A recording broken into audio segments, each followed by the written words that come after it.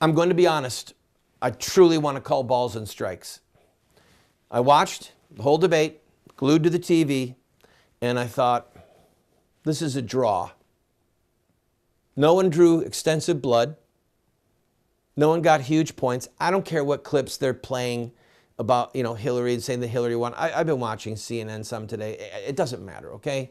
Trump got in some of his own good licks about people taking the fifth, and you've been here for 30 years. What have you done? But all in all, I sat back and I thought, all right, this is a draw.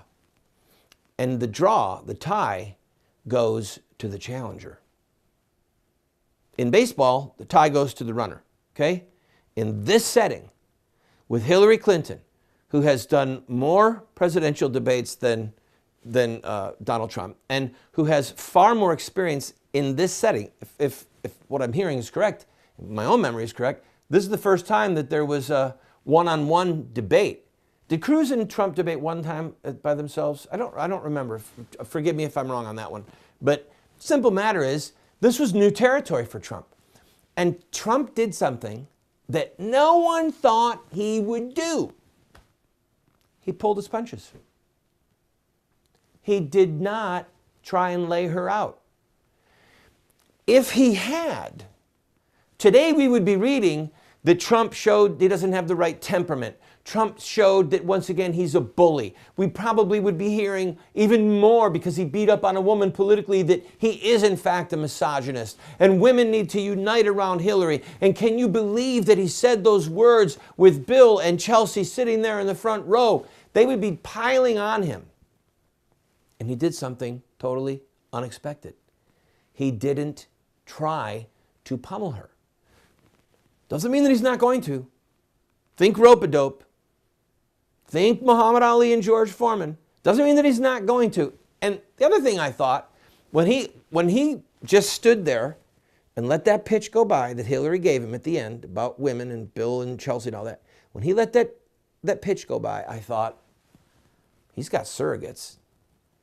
He has surrogates in the media, in the conservative media, online media, on radio media, that will happily discuss the fact that Hillary helped to attempt to destroy the lives of women who were involved in affairs with her husband. Hillary tried to destroy their lives. So, and in some places created great harm for women. And he let the pitch go by. He instead chose the high road. That caught people off guard. And it won points for Trump. So, in my assessment, I thought it was a good debate. They both made good points, and I'm talking partisan points. I don't believe 99% of what Hillary stands for.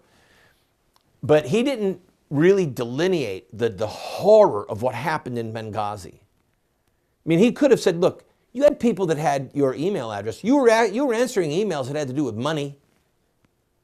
You were answering political hacks emails. But when the ambassador of Libya was begging for help, you ignored him, and now he's dead. That's your legacy, Hillary.